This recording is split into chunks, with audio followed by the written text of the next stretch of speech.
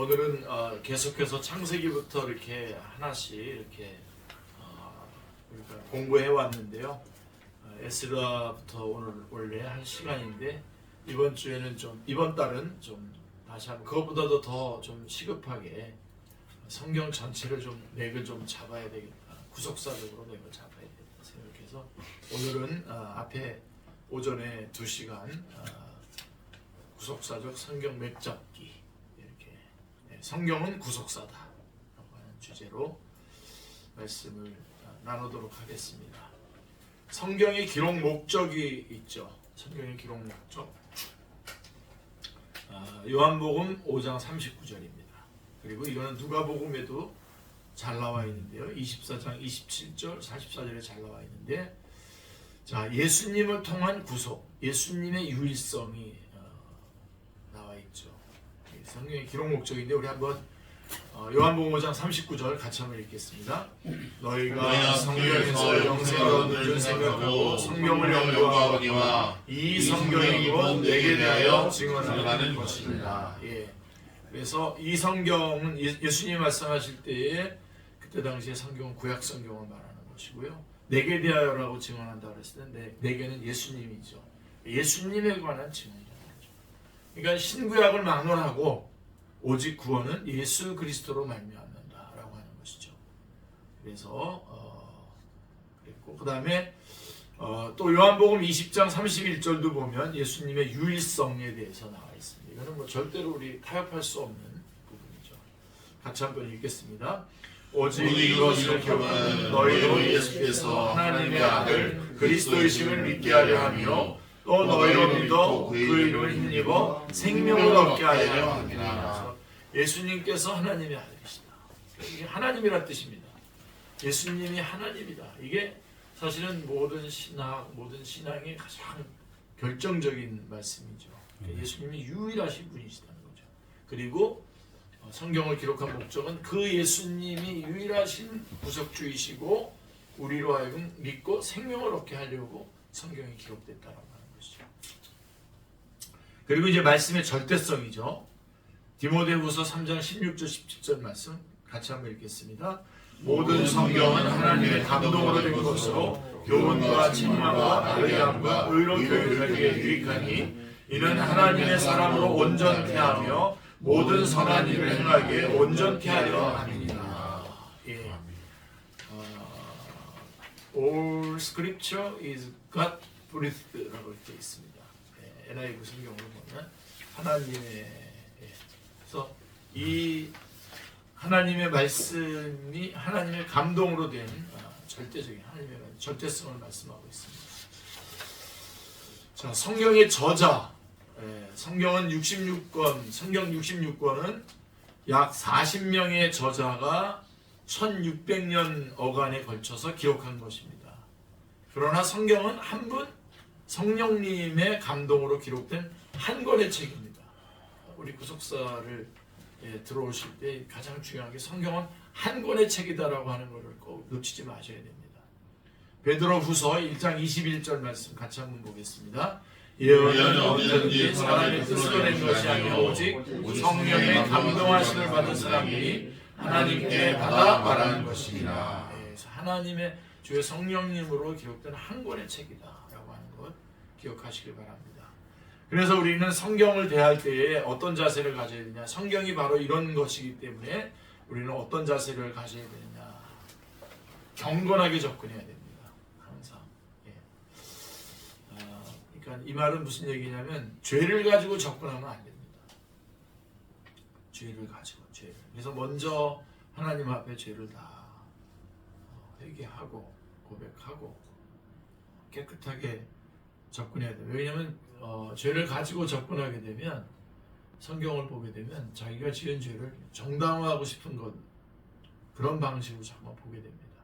또 그리고 이념을 가지고 보면 안 됩니다. 이념을 가지고 들어가 먼저 자기의 이념을 가지고 성경을 쭉 그런 관점으로 쭉 해석해내는 것들이 참 많았어요. 네, 저도 젊은 시절에 하여간 해방공동체 그런 책들 가지고서 성경을 읽었어요. 그러니까 예수님이 오병이어의 기적을 일으킨 거는 예수님이 그 어떤 그 하나님이시다라고 하는 것을 나타내는 건데, 그게 아니라 예수님 민중운동을 하셔서 배고픈 사람들을 먹이고 그랬다. 그런 쪽으로 이렇게 자꾸 몰고 가게 되고, 그 다음에 특별히 이단의 교리를 가지고 들어가면 더더군다나 안 됩니다. 최근에 같은 경우는 신천지나 이런 어떤 이단의 그 교리, 하긴 이단들은 똑같습니다. 자기네 교리가 있어요. 그 교리를 가지고 성경을 대하기 때문에 성경을 바로 보지 못합니다. 그래서 우리는 항상 경건한 마음으로, 깨끗한 마음으로 성경이 말하도록 나를 깨끗하게 성경에 접근해야 됩니다. 그래서 항상 예배 가운데 말씀이 있는 게 그래서 그런 겁니다. 그래서 예배가 참 중요한 거예요. 지금 우리 선교사님이 찬양 다 하고 해야 된다고 했을 때, 이렇게 이 말씀에 접하기 전에 우리가 예배로 먼저 나가는 것이 굉장히 중요한 겁니다. 그렇기 때문에. 그리고 이제 두 번째로는 경건하게 접근해야 되고, 그래서 예배가 중요한 겁니다. 그래서 교회는 예배가 아주 중요한 거죠. 말씀과 관련되어서 볼 때 그렇다. 그 다음에 정확한 숙지를 해야 됩니다. 성경 말씀을 정확하게 숙지해야 됩니다. 뭐 저도 포함되지만 성경에 관한 거의 그 성경에 대해서 잘못 보는 이유는 딱 하나입니다. 국어 실력이 부족한 겁니다. 국어 실력을 발휘하셔야 됩니다. 국어에 잘해야 돼요. 그래서 성경을 잘 읽고, 만약 그게 영어면 영어를 잘해야 되겠죠. 네.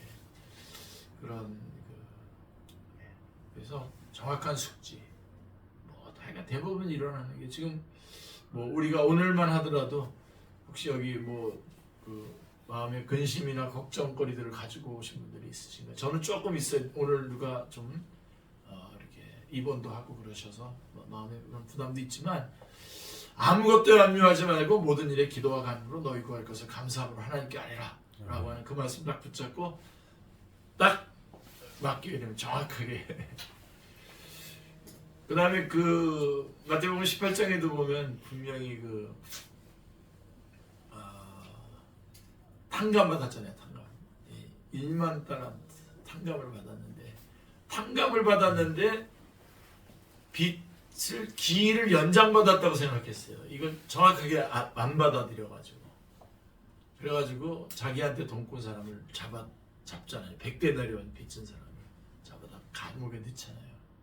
그래가지고 또 다시 자기 것도 다 취소가 되는데, 정확하게 숙지하는 거가 중요합니다. 그래서 우리 성경 한 말씀만 가지고도요, 정말 정확하게 숙지하고 받아들일 때 승리할 수 있죠. 그래서 성경 공부를 해야 됩니다. 성경 공부.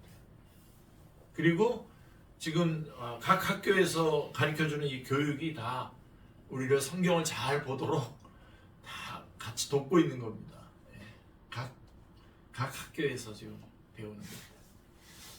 그 공부들이 성경을 잘 볼 수 있도록 해주는 거에 쓰임 받는다는 것처럼 귀중한 게 어디 있겠습니까? 다른 것보다도.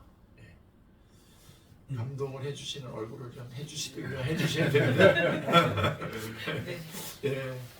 그러니까 저희 교회 성영주 집사님 국어 선생님이잖아요. 그러니까 열심히 하나님이 하고 있는 겁니다. 열심히 하나님이 하고 있는 거예요. 예, 그래서 성경을 정확하게 해야 되고요. 그 다음에 그래서 성경 공부가 꼭 필요합니다. 성경 공부를 많이 해야 돼요. 그래서 언제부턴가 우리나라 갑자기 성경 공부는 지루하고, 그러니까 막 찬양과 막 그런 거로만 이렇게 감정을 좀 돋던 그쪽으로 가는데, 그건 아닙니다. 정확하게 숙제해 성경 공부 많이 해야 됩니다. 그 다음에는 하나님의 말씀에 대해서 절대적으로 순종해야 됩니다. 그래야 역사가 나타납니다. 하나님의 말씀을, 너희는 먼저 그의 나라와 그의 의를 구하라, 그리하면 이 모든 것은 너에게 더하시리라 라고 했으면은, 딱 먼저 하나님의 나라를 구하고 거기에다 우선권을 두고 살아갈 때, 그래야 그 말씀대로 결과가 나오는 것을 간증할 수 있잖아요. 그렇지 않다면 간증이 안 되는 거죠. 어저께 우리 한태리 선교사님께서 우리 저희 교회에서 말씀 전해 주실 때, 지금 막 어저께 분위기는 조금 다 뭔가를 좀 다 이렇게 먹고 잘 살고 막 그런 건데 딱 금식에 대해서 딱 얘기를 하셨어요. 그러니까 좋아한 뭔가를 어떤 늦추거나 중단해야 된다라고 했을 때 은혜 많이 받았잖아요. 맞아. 소중한 거를 소중하게 알 수 있는. 그래서 그런 말씀들을 딱 그대로 실천하는 거죠. 실천하는. 근데 이게 우리가 실천이 가능합니까? 안 되죠. 그래서 어떻게 해야 됩니까? 기도해야 됩니다. 그래서 말씀에 대한 절대적인 순종에 있어서는 기도가 꼭 필요해서 교회에는 기도회가 있어야 돼요. 그러니까 예배가 있어야 되고요. 말씀에 대한 경건한 접근, 그 다음에 말씀에 대해서 정확하게 숙지하기 위해서는 교회는 성경 공부가 있어야 돼요. 성경 공부, 교리 공부, 성경 공부가 있어야 되고, 그 다음에 말씀에 대해서 절대적으로 순종하려면 우리 힘으로 안 되죠. 주님 앞에 다 맡기고 주님을 의지해야 되는데 주님께서 함께 하실 거라고 하는 것을 믿고 기도해야 됩니다. 그리고는 이제 우리가 말씀에 대해서는 또 이제 분명하게 전달을 해야 되잖아요. 마지막에 전달을 해야 되는 것까지 가야 되는데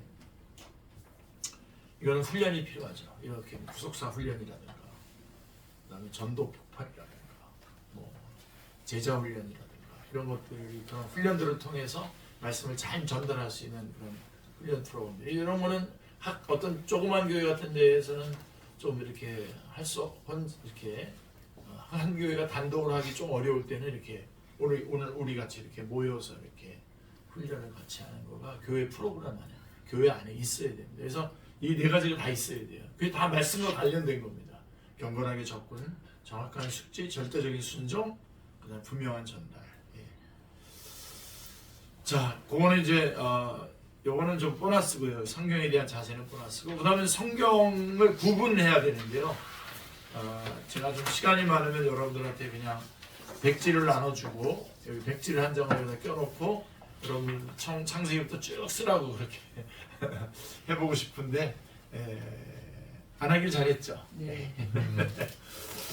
자, 우리 성경은 내용에 따라서 구분을 하면은 구약이 39권인데요.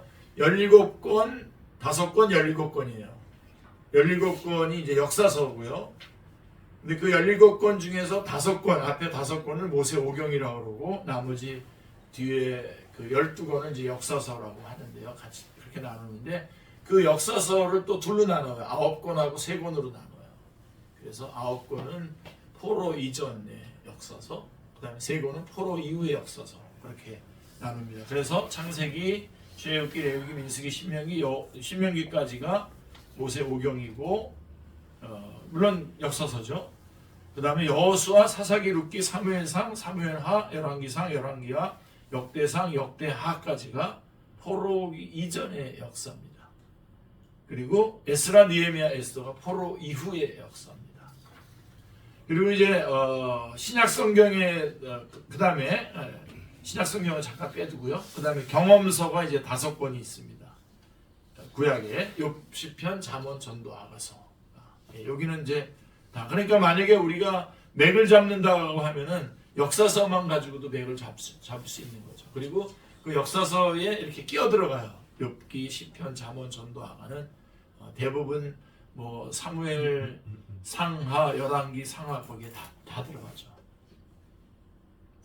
그리고 예언서도 17권인데 여기도 5권, 12권으로 나눠져요. 처음에는. 그래서 5권은 대예언서, 그 다음에 12권은 소예언서인데 이거는 분량에 따라서 나눠진 거예요. 분량이 많으면 대예언서고 분량이 작으면 소예언서인데 그 또 소예언서도 또 9권하고 3권으로 나눠져요. 포로 이전의 예언서, 포로 이후의 예언서. 그래서 마지막에 학개스가랴, 말라기까지 이렇게 뒤에 3권 이렇게 나눠졌습니다. 그래서 이사야, 에레미야, 에스겔, 다니엘, 호세아, 요엘, 아모스, 오바댜, 요나, 미가, 나움, 하박국, 스바냐, 학개스가랴, 말라기. 그 다음에 신약은요. 신약은 5권, 21권, 1권이에요. 그러니까 역사서가 5권. 마태, 마가, 누가, 요한, 사도행전까지가 역사서고요. 그 다음에 로마서부터 쭉 유다서까지 21권이 경험서입니다. 경험서. 그냥 신약 성경은 그 케이스 바이 케이스, 그러니까 그 교회의 케이스들, 신앙생활에 있어서 케이스들이 많이 이렇게 나오는 거죠. 그게 이제 그게 서신서들에 쭉 나오고, 그 다음에 예언서가 있죠. 신약에도 한 권, 요한계시록이 예언서입니다. 그래서 그렇게 구분을 하고, 그 다음에 연대기로 구분을 한다면, 내용으로 구분하는 때는 그렇게 17권, 5권, 17권, 그 다음에 신약은 5권, 21권, 한 권 이렇게 나누고요. 연대기로 나눈다면 이제 요거를 여러분들이 잘 보면서 하면 참 좋습니다. 창세기, 순서대로 하면 창세기, 그리고 창세기에 욥기가 들어가요. 욥기가 그때 족장 시대 때의 내용이 기록이거든요. 그 다음에 출애굽기에서 쭉 이어지는 레위기까지, 그 다음에 민수기 안에 레위기와 신명기가 다 들어가고요. 그 다음에 여호수아 내용 안에서도 신명기의 내용이 들어가죠. 사사기는 룻기가 포함되고, 사무엘상에 시편이 다 들어가죠. 사무엘하에는 또 역대상이 이제 사무엘하의 내용이랑 같이 연결되고, 그 다음에 시편도 그 안에 들어가고요. 그 다음에 열왕기상에 이제 많은 성경들이 쫙 들어가죠. 역대하가 열왕기상에도 있고, 열왕기 상하 내용이 역대하에 나오잖아요. 역대하, 그 다음에 아가서가 여기 포함되고요. 여기 이제 솔로몬이 나오니까요. 아가서, 잠언, 전도서, 그 다음에 요 시대의 예언서들이 바로 오바댜서, 요엘, 요나서, 아모스서, 호세아서, 미가서, 이사야서, 나훔서, 스바냐서, 에레미야서, 하박국서까지가 요 안에 같이 포함되고, 그 다음에 열왕기 하로 넘어가서 역대하, 오바댜서, 요 아까 나왔던 내용들이 계속 같이 연결이 됩니다. 하박국서까지 쭉 연결이 됩니다. 그리고 이제 바벨론 포로로 시대 때 이제 에레미야, 에가, 에스겔, 다니엘이 여기에 포함되면서 에스라의 에스더서가 포함되죠. 학계, 스가랴가 그때 당시 예언서죠. 그리고 말라기서가 느헤미야 이후에 말라기서. 그래서 역사서는 구약에서 역사서는 느헤미야가 끝이지만 또 예언서는 말라기서가 끝이죠. 그 다음에 이제 쭉 넘어가서 누가복음, 사도행전, 요한계시록 이렇게 연결하니까요. 누가복음 안에 마태, 마가, 요한복음이 포함되고요. 사도행전 1장부터 12장, 그 다음에 13장부터 15장. 그래서 13장부터 15장에는 갈라디아서, 야고보서가 거기 그 안에 포함되고, 16장부터 18장에서는 데살로니가전서, 데살로니가 후서가 들어가게 되고, 19장부터 21장은 고린도전서, 고린도후서, 로마서, 22장부터 28장까지는 에베소서, 골로새서, 빌레몬서, 빌립보서, 대부분 목중서신들이 거기 포함되죠. 그리고 이제 바울이 석방됐는데, 바울이 석방되면서 이제 나와서 쓴 그 기록들, 디모데전서, 디모데후서, 디도서, 베드로전서, 베드로후서가 바로 여기 되고, 그다음 후기 사도 시대가 요한일서, 요한이서, 요한삼서, 유다서, 히브리서까지, 그리고서 요한계시록 맥이 이렇게 이어집니다. 자, 그리고 이제 성경을 이제 시대적으로 요약을 하게 되면 창조 시대, 창세기 1장부터 11장까지. 그래서 요 편은, 요 부분은 그 좀 여러분들이 옆에다 놔두시고 성경을 읽을 때 쭉 통독하실 때 이걸 다 잘라서 통독을 하시면 참 좋습니다. 그리고 이제 부족 시대가 되죠. 창세기 12장부터 50장까지가 부족 시대입니다. 여기에 욥기가 포함된다고 말씀드렸죠. 그 다음에 노예 시대, 이스라엘 백성이 노예가 되잖아요. 그래서 출애굽기 1장부터 19장까지가 이스라엘 백성들의 노예 시대입니다. 그리고 이제 출애굽하면서 이제 출애굽기 20장에서 십계명을 받으면서 계명 시대가 시작이 되죠. 그래서 레위기 27장까지 쭉 이어집니다. 그리고 이제 이스라엘 백성들이 광야에서 야영을 하죠. 민수기가. 그리고 다시 한번 그 1세대들이 다 광야에서 죽게 되고 2세대들과 다시 한번 언약을 맺게 되죠. 그래서 신명기 언약 시대가 진행이 되고, 그 다음에 이스라엘 여호수아서의 정복, 가나안 땅을 정복하는 내용이 여호수아서에 나오고, 그 가나안 땅을 정복하고 난 다음에 이스라엘 백성들이 죄를 짓고 또 다른 민족에게 또 넘어갔다가 다시 주님 앞에 부르짖고 또 그래서 하나님께서 구원자로 사사를 보내주시고 하는 그런 과정이 계속해서 반복해서 뺑뺑뺑뺑 7번 이상 돈다 그래서 순환시대, 사이클, 순환시대입니다. 그게 어디까지 가냐면 사무엘상 8장까지. 사무엘이 마지막 사사인데 사무엘이 8장에서 죽죠. 거기까지가. 그 다음에 룻기서는 사사시대의 기록이라고 말씀하고 있죠. 그래서 룻기서가 여기에 포함이 됩니다. 그래서 이제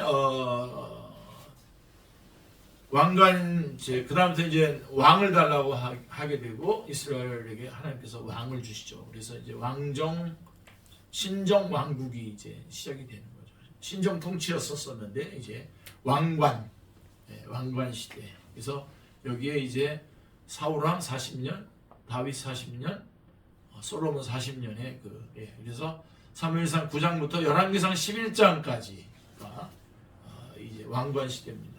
여기에 이제 시편, 잠언, 전도서, 아가서 같은 것들이 쫙 포함되고 그 다음에 사무엘상 내용의 역대상 1장부터 역대하 9장까지의 내용이 같이 병행 구조로 나옵니다.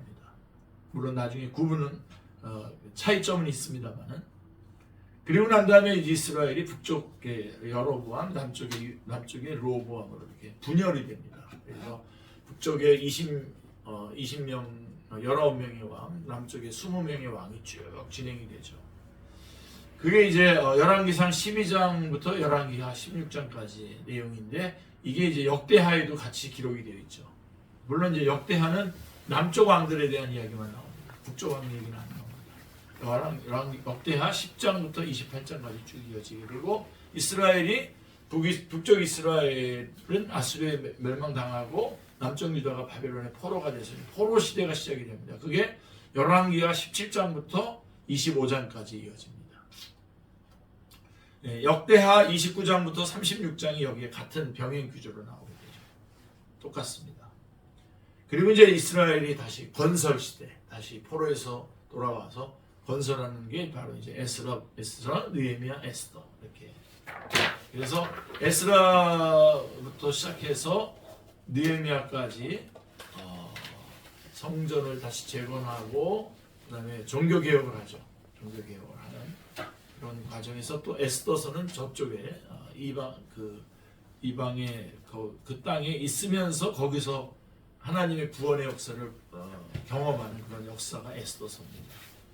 그리고 난 다음에 이제 말라기 이후에 느헤미야서 이후에 침묵 시대가 400년간의 침묵의 시간이 쭉 흐르고 난 다음에 그리스도께서 오시죠. 그리고 그리스도께서 오시기 전에 먼저 누가 외치기 시작하죠. 세례 요한이 외치기 시작하고 그래서 그때부터 그리스도 시대입니다. 그래서 마태복음 1장부터 사도행전 예수님께서 승천하신 사도행전 1장까지가 이 그리스도 시대입니다. 그리스도 시대. 그리고서는 그때부터 이제 교회가 시작이 되죠. 그래서 사도행전 2장부터 쭉 진행이 돼가지고 각 교회 이야기들 아닙니까? 에베소 교회 쭉 나오고 요한계시록에 가서 2장 3장에 7개 교회 이야기가 나오는 그 3장까지가 교회 시대입니다. 교회 시대. 그리고 4장부터 이제 마지막 요한계시록 22장까지가 완성 시대입니다. 완성 시대. 이제 모든 것을 다 이루시는 그런 시대입니다. 특별히 요 부분은 여러분들이 잘 점검하시면서 좀 정리해 주시기 바라고요. 자, 그러면 구약성경. 자, 구약성경은 주님께서 너희가 성경에서 영생을 얻는 줄 생각하고 성경을 연구하거니와 이 성경이 곧 내게 대하여 증언하는 것이다 라고 했던 요한복음 5장 39절 말씀 꼭 암송하셔야 됩니다. 이 성경은 바로 구약을 말하는 겁니다. 이 성경이 곧 내게 대하여 증언하는 것이야. 그렇게 말씀하신 대로 구약성경은 예수 그리스도를 증언하는 것을 중심 주제로 삼고 있습니다. 그러니까 창세기부터 쭉 시작해서 계속해서 예수 그리스도를 증언하는 겁니다.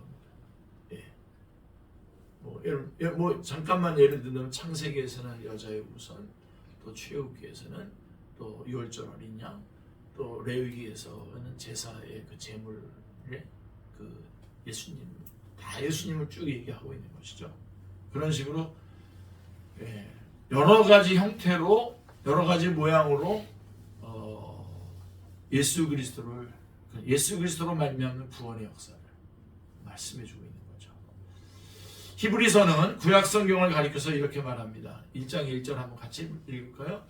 옛적에 선지자들을 통하여 여러 부분과 여러 모양으로 우리 조상들에게 말씀하신 하나님이 그러니까 옛적에 선지자들을 통해서 여러 부분과 여러 모양으로 우리 조상들에게 말씀하신 하나님이라고 설명을 하고 있습니다. 그래서 여기서 여러 부분과 여러 모양이란 예수 그리스도를 모형과 예표와 그림자와 약속과 예언 등으로 증거하고 있음을 뜻하는 것입니다. 그러므로 만일 구약 성경을 주시지 않았다면 나사렛 예수님이 그리스도이심을 증거할 방도가 없다고 해도 과언이 아닌 것입니다. 이것을 알았기 때문에 사도 바울은 사도행전 17장 2절 3절에 보면 성경을 가지고 강론하며 뜻을 풀어 그리스도가 해를 받고 죽은 자 가운데서 다시 살아나야 할 것을 증언했다라고 말씀하고 있는 것입니다. 그래서 구약 성경을 통해서 다른 것은 보면서 예수 그리스도를 보지 못한다면 주님께서 통렬히 책망하신 맹인된 지도자요 라고 했던 지도자가 되고 성도들 앞에 천국문을 닫는 결과를 초래하고 말 것입니다. 그래서 구약성경을 통해서 예수 그리스도를 전해줘야 됩니다. 구약성경을 통해서 예수 그리스도를 드러내야 됩니다. 자, 왜냐하면 주님께서 친히 내가 곧 길이요 진리요 생명이니 나로 말미암지 않고는 아버지께로 올 자가 없느니라고 말씀하셨기 때문입니다. 구약성경은 예수님이 하나님의 아들 그리스도이심을 증명하는 데에 증거로 제시하라고 주신 것입니다. 그게 구약성경입니다. 그러니까 구약성경의 의미, 가치는 그 정체성, 구약성경의 정체는 뭐냐면 예수 그리스도를 나타내는 겁니다. 예수 그리스도가 유일한 구세주라고 하는 것을 나타내고 있는 것이죠. 창세기, 자 창세기를 가리켜서 성경의 못자리라고 말합니다. 이거는 우리가 저나 우리 박정수 선생님 통해서 여러 번 들었기 때문에 조금 스피드하게 제가 창세기를 가리켜 성경의 못자리라고 말합니다. 창세기에는 모든 기원과 원죄와 원복음 등 구속사의 시작이 있습니다. 그러므로 창세기를 모르거나 바르게 이해하지 못한다면 나머지 성경의 연관성과 점진성에 대한 맥을 잡을 수 없게 됩니다. 창세기의 저자는 모세이고 독자들은 모세와 함께 출애굽한 이스라엘 백성들이었습니다. 모세는 창세기, 출애굽기, 레위기, 민수기, 신명기 5권의 책을 썼는데 그 중에 창세기를 제외한 4권은 출애굽한 이스라엘 백성들이 경험한 역사적 내용들입니다. 그러나 창세기는 그들이 경험한 것이 아닌 과거사입니다. 자, 천지 창조로부터 출애굽이 있기까지 이스라엘 백성들이 애굽에서 노예 생활을 하는 동안 잃어버린 역사적 배경을 알려주고 있는 것이죠. 그들을 애굽 노예 상태에서 구출해내신 분이 천지만물을 창조하신 하나님이심을 가르쳐주는 것입니다. 그 하나님께서 조상 아브라함과 이삭과 야곱에게 언약하신 것이 무엇이며 그들이 왜 어떻게 애굽에 내려가게 되었고 지금 출애굽한 그들에게 향하신 하나님의 뜻이 무엇인지를 첫 독자인 창세기의 첫 독자인 이스라엘 백성들에게 알려주기 위해서 기록된 것입니다. 뿐만 아니라 성령님께서는 그 후에 모든 세대의 우리들이죠. 모든 세대의 하나님의 백성들에게 자신을 구원하시기까지 하나님이 어떻게 구원 계획을 세웠으며 그것을 어떻게 성취해 오셨는가를 가르쳐 주려는 것입니다. 그러므로 창세기는 단순한 역사나 인물들의 이야기가 아니라 하나님께서 세우신, 거기 한번 같이 읽겠습니다. 까만 색깔 같이요. 하나님께서 세우신 구원 계획을 주권적으로 이루어가는 구속사인 것입니다. 그러니까 하나님께서, 그러니까 창세기는 그냥 어떤 단순한 역사나 인물에 대한 그런 이야기가 아니라 하나님께서 세우신 그 구원 계획을 주권적으로 이루어가시는 구속사, 내가 하리라 라고 하는 구속사인 것입니다. 이런 관점에서 볼 때 창세기 1장에서 말씀하시는 바는 하나님께서 천지만물을 어떻게 창조하셨는지를 알려주는 데 목적이 있는 것이 아니라 천지 만물을 왜 무슨 목적으로 창조하셨는지를 깨닫게 해주시는데 그 목적이 있습니다. 예. 창세기는 크게 세 부분으로 나누어지는데요. 1장, 2장, 3장부터 11장, 12장부터 50장 이렇게 세 부분으로 나누어지는데 1장, 2장은 하나님은 태초에 무엇을 하셨는가? 천지 만물을 창조해 주셨죠. 그것은 맨 마지막에 지음받은 인간이 살아갈 환경을 조성해 주기 위해서였습니다. 그들이 살아갈 에덴을 창설해 주셨습니다. 하나님께서는 사람을 지으시되 자기 형상대로 지으셨습니다. 그렇게 하신 것은 그들과 교제를 갖기 원하셨기 때문입니다. 예. 그래서 하나님의 형상으로 지어서 처음부터 하나님께서 우리를 예배자로, 기도자로, 주님을 의뢰하는 그런 또 주님을 대신하는 청지기로 하나님께서 우리를 부르셨죠. 또 그 다음에 하나님의 그러하심처럼 우리도 그러해야 된다라고 하는 의미로 자기 형상으로 우리를 지으셨습니다. 특별히 교제를 갖기로 원하셨죠. 자, 그런데 3장부터 11장에 보면 인간은 어떻게 보답했습니까? 이에 대해서 금하신 열매를 따먹고 홍수 심판을 유발시켰으며 심판 후에는 바벨탑을 쌓는 대원망덕으로 보답을 했어요. 예, 선악과의 의미 같은 거는 여러분들이 나중에 하고. 그래서 여기까지가 창세기 11장까지 여기까지가 창조 시대입니다. 아까 말씀드렸던 걸 제가 중간에 이렇게 체킹해 드리고 있습니다. 여기까지가 창조 시대입니다. 그리고 이제 12장부터 50장은 하나님은 그럼에도 불구하고 하나님은 어떻게 해주셨습니까? 여자의 후손으로 사탄을 정복해 하고 창세기 3장 15절에 인류를 구원하여 주시겠다는 언약을 세워주셨습니다. 성경에서 나오는 이 언약이 한 세 가지로 할 수 있는데 창세기 2장 17절에 선악을 알게 하는 나무 열매를 먹지 말라, 먹으면 반드시 죽으리라 라고 했던 행위 언약이 있고요. 근데 이 행위 언약을 실패하자 하나님께서는 은혜 언약을 베푸시죠. 그게 이제 창세기 3장 15절이에요. 그래서 성경은 크게 두로 나누는데 창세기 1장 1절부터 3장 14절까지 하나. 그 다음에 그게 이제 행위 언약. 창세기 3장 15절부터 요한계시록 22장 마지막 절까지. 그러니까 은혜 언약입니다. 근데 이 은혜 언약은 이건 다 사람과 하나님과의 이렇게 언약인데 이 은혜 언약 이전에 사람은 관계하지 않은 창세전에 에베소서에 나와 있는 말씀처럼 창세전에 성부 하나님, 성자 하나님, 성령 하나님께서 구속 언약을 맺으십니다. 그래서 성부 하나님께서 계획하시고 성자 하나님은 실행하시기로 하시고 성령 하나님께서는 이렇게 적용시켜 주시기로 이미 약속하신 대로 행위 언약을 인간이 실패하자 이 구속의 언약을 근거로 한 은혜 언약을 창세기 3장 15절에 은혜 언약을 쫙 발동시킨 겁니다. 그래서 그때부터 이제 어떻게 됩니까? 성경은 전체가 이 은혜 언약에 의한 내가 하리라고 하는 구속의 역사가 쭉 진행이 돼서 완성이 됩니다. 그러나 그 중간에 창세기 3장 15절에서 이미 사탄은 자기가 멸망당할 것을 이미 하나님의 자녀, 하나님의 아들 예수 그리스도로 말미암아 자기가 멸망당할 것을 실패하자의 구속의 언약을 근거로 은혜 언약을 창세기 35절에 은혜 언약을 발동시킨 겁니다. 그래서 그때부터 이제 어떻게 됩니까? 성경 누가 이런 걸 해달라 그랬나? 이런 장치 안 해놨는데 우리 예. 자, 그래서 두 번째로는 쭉 계속해서 사탄은 이 은혜의 언약이 진행되는 걸 여자의 우선을 끊는 것을 계속해서 성경 끝까지 가다가 마지막에 멸망당하잖아요, 사탄. 예. 그리고 거기에 사람들의 이야기가 쭉 계속 나오잖아요. 아담부터 시작해서 사람들이 나오면서 다 실패하는 내용이 나옵니다. 사람들. 무슨 얘기입니까? 결국 인간의 자력으로는 구원이 안 된다라고 하는 이게 성경에서 창세기부터 쭉 계속 이어지는 내용입니다. 이게 이런 내용으로 성경은 되어 있는 것입니다. 그래서 여자의 우선으로 사탄을 정복하게 하고 인류를 구원해 주시겠다고 하는 언약, 원복음을 세워주셨습니다. 그래서 이 언약의 원복음, 그 다음에 창세기 22장의 아브라함 언약, 또 사무엘하 7장의 그 다윗 언약, 그 다음에 마태복음 1장 1절에 아브라함과 다윗의 자손 예수 그리스도 하면서 예수 그리스도의 계보라 하면서 쭉 이렇게 이것이 이어지는 것을 보게 됩니다. 그 언약은 아브라함과 이삭과 야곱으로 계승되어 내려옵니다. 그래서 하나님의 본 아브라함, 요거는 초록 색깔은 넘어가겠습니다. 성경은 창세기 마지막 장 마지막 부분에서 말씀합니다.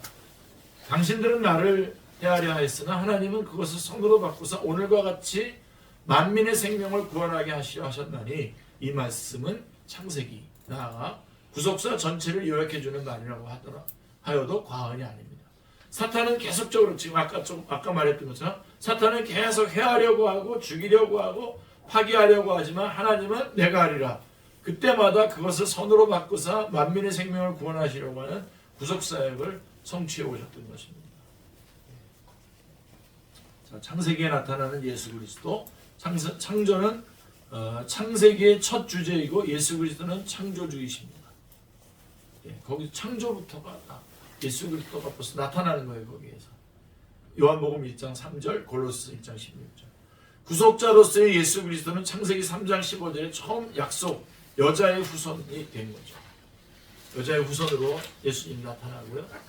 그 다음에 하나님께서 아브라함에게 이삭을 희생제물로 바치라고 명령했을 때 이삭 대신에 한 대속자를 제공했습니다. 마찬가지로 하나님은 예수님의 희생제사적 죽음을 통해 우리의 대속자로서 예수 그리스도를 제공해주고 있습니다. 그래서 점점점 이 구속사에 대한 그 내용이 구속의 역사가 점점점 구체화되어 가죠.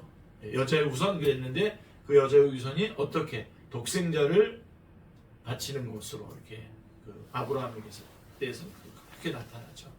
아브라함의 후손이 예수 그리스도를 통해 땅의 모든 족속들이 복을 받게 될 것이다 라고 하는 구속 언약, 은혜 언약이 됩니다. 여기까지가 부족 시대입니다. 창세기 12장 50절, 12장부터 50장까지가 그리고 욥기까지 포함되는 여기까지가 부족 시대입니다.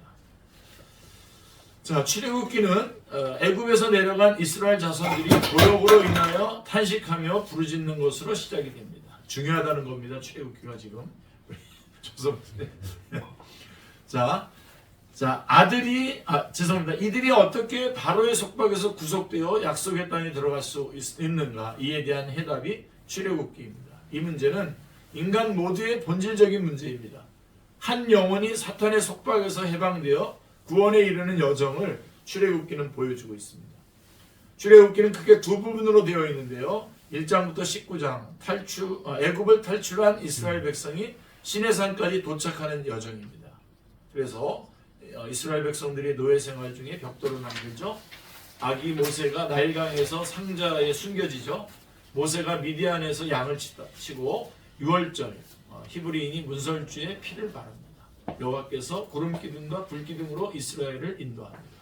홍해가 갈라지고 나무를 물에 던져서 물이 달아지게 되고 이스라엘 백성들이 엘림의 장막을 치고 여호와께서 만나와 메추라기를 주십니다. 모세가 반석에서 물을 내고 여호와께서 시내산에서 모세와 말씀하십니다. 여기까지가 이제 노예 시대입니다. 출애굽기 1장부터 19장이 노예 시대고 그 다음에 20장부터 40장 시내산에 1년 동안 머무르면서 율법을 받고 성막을 완성하는 내용입니다. 율법을 받고 성막을 완성하는 내용이 20장부터 40장까지 내용입니다. 그러면 그렇다면 출애굽, 십계명, 성막 등의 구속사적인 의미는 무엇입니까? 십계명. 십계명은 하나님의 마음이죠. 자, 하나님은 아브라함에게 하신 언약을 지켜주셨습니다. 고역으로 탄식하며 부르짖는 저들을 구속하여 하나님의 백성으로 삼으시고 그들과 동거동행하기 위해서 성막을 지으라고 하시고 구름과 불기둥으로 인도하여 주셨습니다. 우리는 출애굽을 통해서 예표로 보여주셨던 것들이 실제로 성취된 시대에 살고 있습니다. 우리는 지금요. 확신 가운데 하나님을 더욱 찬양해야 할 것입니다. 그럼 출애굽기에 나타난 예수 그리스도는 출애굽기는 구속의 책이죠. 하나님께서 그의 백성을 애굽의 속박에서 해방시킨 것은 예수 그리스도께서 죄인들을 그들의 죄와 그 결과로부터 구원하시는 것에 대한 그림자입니다. 예수 그리스도께서는 이스라엘 백성이 종에서 약속의 땅으로 여행할 때 그들을 따랐던 반석으로서 그들과 함께 하셨습니다. 반석에서 물을 내셨죠. 그 다음에 유월절 어린 양은 예수 그리스도께서 죄인들을 위해 죽으심과 또한 그들이 하나님께 나아갈 수 있는 것에 대한 그림자입니다. 자, 레위기까지 하겠습니다. 앞 시간에 레위기는 출애굽기에서 완성된 성막을 어떻게 사용하여야 하는가에 대한 계시입니다. 레위기는 크게 두 부분으로 1장부터 10장, 11장부터 27장으로 나누어지는데요. 1장부터 10장의 주제는 범죄한 인간이 의로우신 하나님 앞에 어떻게 나아갈 수 있는가입니다. 범죄한 인간이 하나님 앞에 나아갈 수 있는 길은 죄를 대속할 제물과 그 제물을 드려줄 중보자인 제사장을 통해서만 가능하다고 말씀합니다. 5대 제사의 구속자적인 의미. 그러니까 창세기가 여자의 후손, 출애굽기가 6월절 어린 양, 그 다음에 레위기는 5대 제사. 이렇게 이게 다 예수님을 다 말씀하고 있는 것이죠. 5대 제사는 쭉 설명하지 않겠습니다. 쭉 넘어가고요. 그 다음에 이제 16쪽에 가보시면 11장부터 27장의 주제는 이제 거룩하신 하나님과 어떻게 교제를 지속해 나갈 수 있는가. 그러니까 1장부터 10장까지는 어떻게 하나님 앞에 나갈 수 있는가라고 하는 거고요. 그 다음에 11장부터 27장은 그 하나님 앞에 나가서 하나님과 어떻게 교제하면서 살아가서 지속적으로 이 하나님의 은혜 가운데, 이 구속의 역사 가운데 살아갈 수 있는가라고 하는 것이죠. 거룩하신 하나님과 교제를 지속해 나가기 위해서는 내가 거룩하니 너희도 거룩하라 라고 하신 11장 45절에 성결된 삶을 살아가야 한다고 말씀합니다. 하나님의 존전에서 추방당한 죄인이 어떻게 하나님 앞에 나아갈 수 있으며 영원토록 교제를 지속해 나갈 수가 있습니까? 이는 인류의 수건입니다.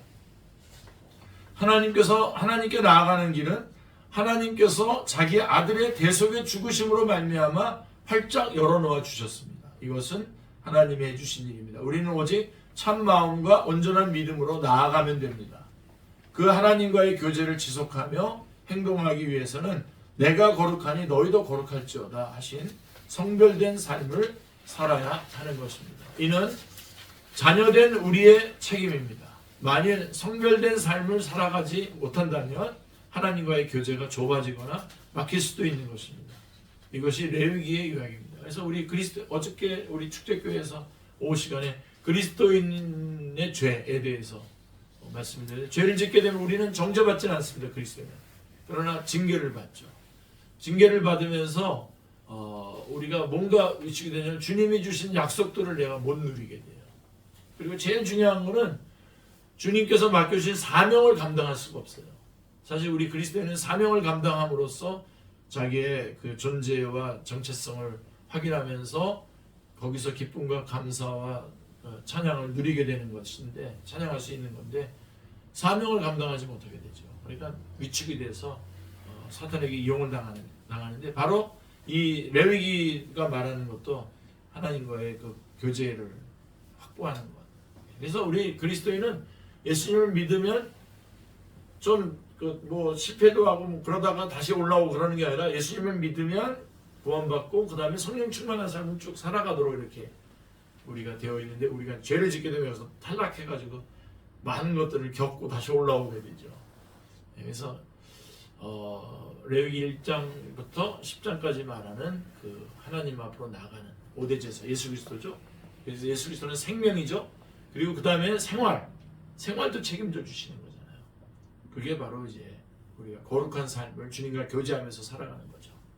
그래서 자기 아들을 주신 로마서의 8장의 32절의 말씀처럼 아들을 주신 분이 이 모든 것을 왜 안 주시겠느냐라고 하니까 우리에게 생명도 주시고 생활도 주시는 거죠. 다 책임져 주시는 겁니다. 그래서 레위기의 그리스도는 레위기에 묘사되어 있는 구체적인 제사들, 16장에 특별히 대속죄일의 그 속죄 같은 것들, 예수 그리스도 속죄 제사의 복합적인 측면들을 암시하고 있죠. 레위기서는 전체가 다 그리스도의 그 보혈이 쭉 설명되어 있는 거죠. 그 다음에 제사장직에 대한 장들 21장, 22장은 궁극적인 대제사장이신 예수 그리스도의 완전하심을 예시하고 있는 것이죠. 여기까지가 계명시대입니다. 출애굽기 20장부터 레위기 27장까지 계명시대입니다. 쉬었다가 잠깐 또 한번 하겠습니다.